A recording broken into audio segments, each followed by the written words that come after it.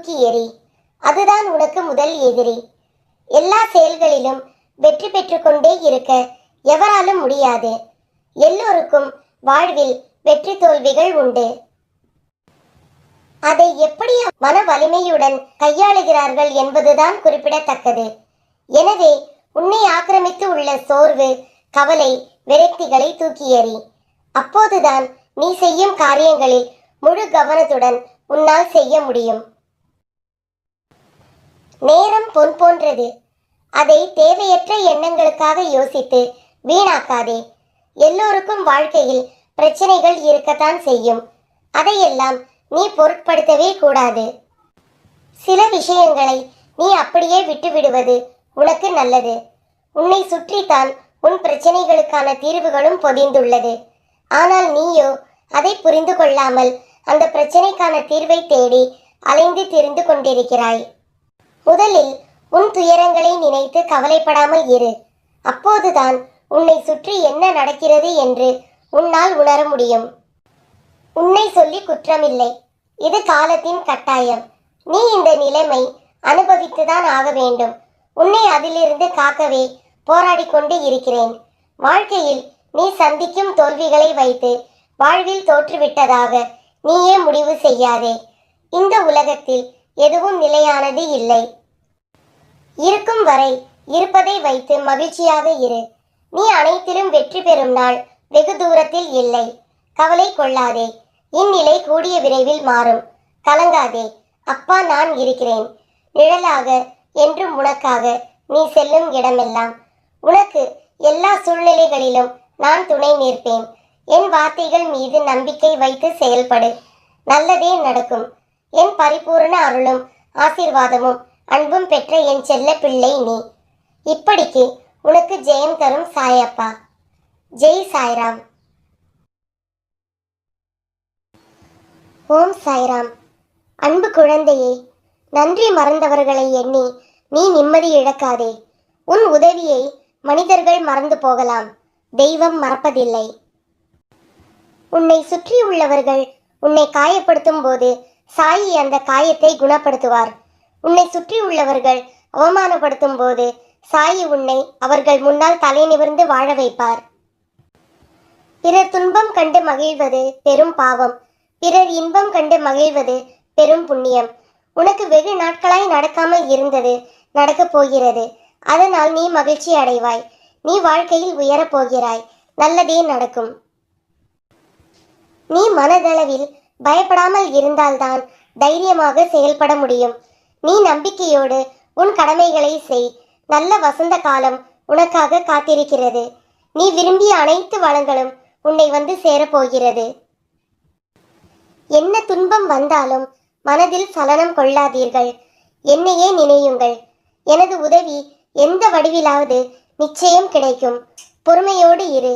உன் உழைப்பு என்றும் வீணாகாது. வேண்டுதல் நிச்சயம் நிறைவேறும். என்னை மனதார ஒரு நொடி நினைத்தால் மறுகணமே நான் உனக்கு காட்சி தருவேன். நீ எங்கே இருந்தாலும் உன் அருகில் நான் இருப்பேன். இதற்கு மேல் பிரச்சனைகளை தாங்குவதற்கு உடலிலும் மனதிலும் சக்தி இல்லை. தயவு செய்து எங்கள் மீது கருணை காட்டுங்கள் சாயப்பா. எங்கள் வாழ்க்கையில் நிம்மதி தாருங்கள். ஓம் சாய்ராம்.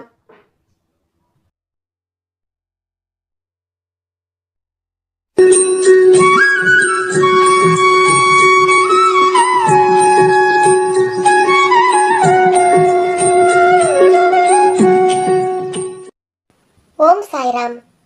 அன்பு குழந்தையே, திரும்பிய திசையில் எல்லாம் ஏமாற்றம், துரோகம், வஞ்சகம், ஏழ்மை, இன்னும் பல வலிகளும் துயரங்களும் நீங்க வேண்டி நீ முழுமையாக நம்பும் உன் சாயப்பாவை எண்ணி வேண்டிக் கொள்கிறாய். சரியா? உன் மனதில் இருப்பதை நான் அறிவேன். உன்னை சூழ்ந்துள்ள துயரங்களில் இருந்து எப்படி தப்பிப்பது என்று யோசித்து யோசித்து தூக்கம் வராமல் தவிக்கிறாய். உன்னை எல்லோரும் அவமானப்படுத்துவது போலவும் கைவிட்டது போலவும் எல்லாமே இருந்தும் எதுவுமே இல்லாதது போலவும் எல்லோரும் இருந்தும் அனாதையைப் போல இப்போது நீ உணர்கிறாய். குழந்தையே, அனைத்தையும் நான் அறிவேன். உனது மனம் எதிரே தெரிகிற சங்கடங்களை நினைத்து நம்பிக்கை இழக்கிற காலகட்டத்தில்தான் நீ இருக்கிறாய். உன் கர்ம வினைகளின்படி இது உனக்கு உண்மையான சோதனை காலம்தான். நான் இல்லை என்று கூறவில்லை. ஆனால் உன் கர்ம வினைகளை அழித்து அதை உனக்கு சாதனை காலமாக மாற்றத்தான் நான் இங்கு போராடி கொண்டிருக்கிறேன். இன்னும் சிறிது காலத்திற்கு சகித்துக்கொள். உன் நம்பிக்கை என்னும் சக்தியை ஒன்று திரட்டி அஞ்சாமல் போராடு. இது நீ திடமான சிந்தையை தக்க வைத்துக் கொள்ள வேண்டிய காலகட்டம். இறை நாமத்தை நீ உச்சரித்துக் கொண்டே இரு. உன்னுடைய கர்ம வினைகளின் பிடியை தளர்த்தும். எந்த கஷ்டத்திலும் நீ உன் மனதில் இருக்கும் நம்பிக்கையை இழக்காமல் இருந்தால் உனது கர்ம வினைகளில் உள்ள தீய பலன்கள் பனி போல் உருகி கரைய வைத்துக் கொண்டிருக்கும். என் லீலைகளை உணர்வாய். உனக்கான ஒரு நல்ல வழியை நிச்சயமாக உருவாக்குவேன். ஜெய் சாய்ராம். ஓம் சாய்ராம். அன்பு குழந்தையே, எப்போது எனது துயரங்கள் தீரப்போகிறது? இன்னும் எத்தனை காலம் காத்திருக்க வேண்டும் என்று உன் மனம் வாடுகிறது இல்லையா? இதோ இங்கே இருக்கிறேன். எனது அன்பு செல்வமே, இதோ உனது அருகினில் இருக்கிறேன். நீ உறங்கும் போதும் ஓய்வெடுக்கும் போதும் பலவிதமான பணிகளை மேற்கொள்ளும் போதும் உனது கண்களின் எதிரே உனக்கு முன்பாக நான் அமர்ந்து கொண்டு இருக்கிறேன். திரும்பும் திசையெல்லாம் நான் உன்னுடன் இருக்கிறேன். நீ காண்கின்ற ஒவ்வொரு ஜீவராசிகளின் வடிவிலும் நான் சூழ்ந்து இருக்கிறேன். ஏன், உன்னுள் இருக்கிறேன். நிழலாக தொடர்ந்து கொண்டு இருக்கிறேன். உன்னுடைய கிரகத்தில் அமர்ந்து கொண்டு இருக்கிறேன். சிலையாகவும் ஓவியமாகவும் புகைப்படமாகவும் நான் இருக்கிறேன். என்னுடைய குரல் உன் செவிகளில் கேட்கப் போகிறது. ஆம் எனது அன்பு செல்வமே, எனது அற்புதமான குரல் உனது செவிகளில் கேட்கப் போகிறது. அப்போது நான் உன்னுடன் இருப்பதை உணர்ந்து கொள்வாய்.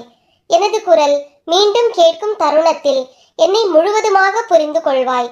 நான் இருக்கும்போது எதற்காக பயந்து ஓடுகிறாய்? எனது பார்வைக்கு மிஞ்சிய சக்தி எதுவும் இல்லை. நான் உனது நிழலாக இருக்கும் போது கலங்காதே. உனது வாழ்க்கையில் எது நடந்ததோ அவை அத்தனையும் நடந்து முடிந்து விட்டது. இனி எதுவும் உன்னை துன்புறுத்த போவதில்லை. வாழ்க்கையில் மிக வேகமாக வளர்ந்து பெரும் செல்வந்தர்கள் மத்தியில் வாழப்போகிறாய். கலங்காதே. அனைவரும் வியக்கும் வண்ணம் உயரப் போகிறாய். தேவையில்லாமல் மனதில் கற்பனையை வளர்த்து கொள்ளாதே. என்னை மீறி எதுவும் நடைபெறாது. ஆம், எனது குரல் உனது செவிகளில் கேட்கப் போகிறது. உனக்கு வேண்டியதை எல்லாம் வழங்கப் போகிறேன். உனது வம்சாவளி செழித்து வளரப் போகிறது. காத்திரு எனது அன்பு செல்வமே. அப்பா நான் இருக்கிறேன், நிழலாக, என்றும் உனக்காக, நீ செல்லும் இடமெல்லாம். ஓம் சாய்ராம்.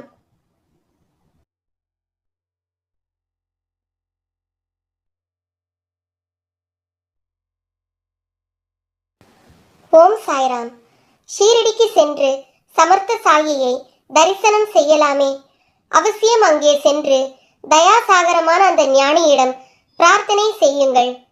சாயியினுடைய சந்நிதியில் ஒரு கணம் இருந்தாலும் அலைபாயும் மனம் அமைதியுறுகிறது. உடனே ஹரிபாதங்களை நாடுகிறது.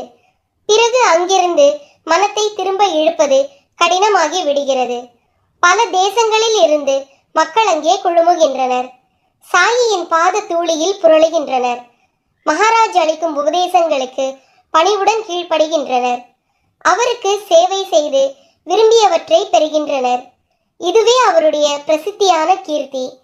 குழந்தைகளிலிருந்து கிழவர்கள் வரை அனைவரும் அவரை அறிவர். அவர் உன் மீது கருணை வைத்தால் உம்முடைய துக்கம் நிவர்த்தியாகிவிடும். இக்காலத்தில் ஷீரடி ஒரு க்ஷேத்திரம் ஆகிவிட்டது.